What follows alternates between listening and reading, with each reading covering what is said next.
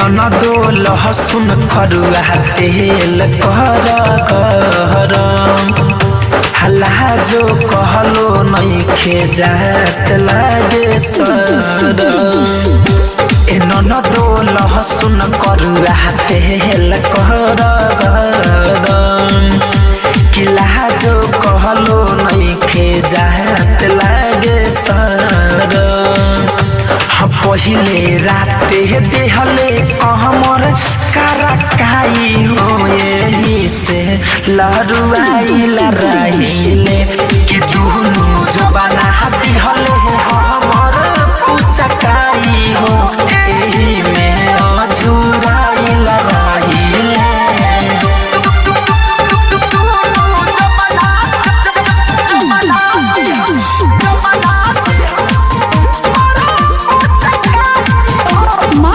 recording studio Delhi देहिया के हरदिया बही छुटल के दादा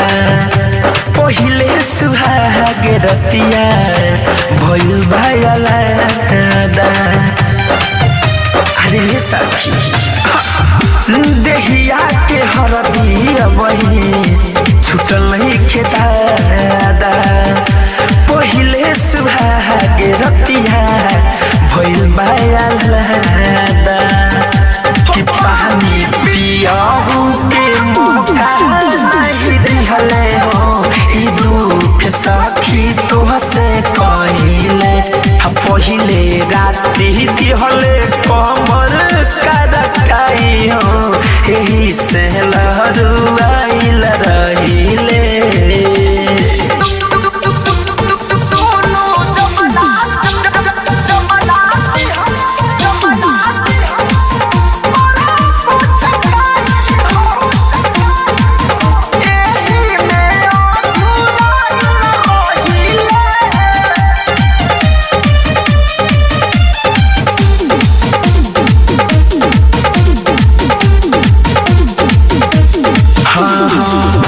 सब खेला धान गहिनी भैया के तारा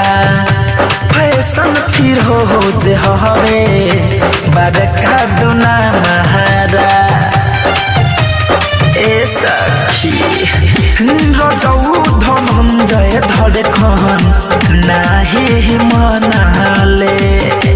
आटा जैसे मोरौजा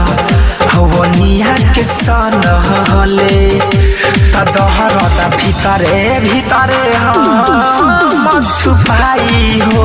रजाई में लुकाइल रहिले